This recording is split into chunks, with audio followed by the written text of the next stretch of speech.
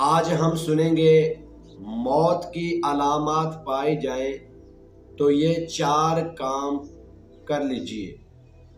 یعنی جب بندے کا موت کا وقت قریب ہو، اس کی نزع کی حالت ہو، یعنی اس کا دنیا سے جانے کا وقت بالکل قریب آ جائے تو یہ 4 کام کر لینے چاہیے۔ نمبر 1، جب موت کا وقت قریب آئے اور علامتیں پائیں تو مرنے والے کو سیدھی کروٹ لٹا کر منہ قبلہ کی طرف کر دے، یا سیدھا یعنی چٹ لٹا کر قبلہ کو پاؤں کریں اور سر کو تکیہ وغیرہ رکھ کر اونچا کر دیں تاکہ منہ قبلہ کو ہو جائے۔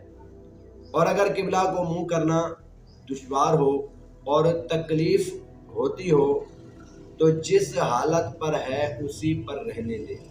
نمبر 2، خوشبو کے لیے لوبان یا اگر بتیاں سلگا دیں۔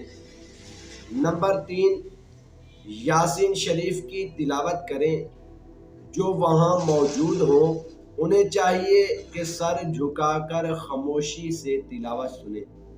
نمبر 4، تلقین کریں، یعنی اس کے پاس بلند آواز سے کلمہ شریف پڑھیں، لا الہ الا اللہ محمد الرسول اللہ، تاکہ مرنے والے کو کلمہ شریف یاد آئے اور اس کا آخری کلام کلمہ شریف پر ہو۔